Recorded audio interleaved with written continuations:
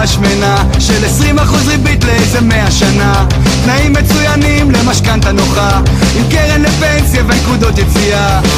אני לא רוצה לקבל החלטות, לקחת אחריות, להתחשב בנסיבות, לדעת מה אמרו אתמול בחדשות, אנשים קטנים עם בעיות גדולות. אני לא רוצה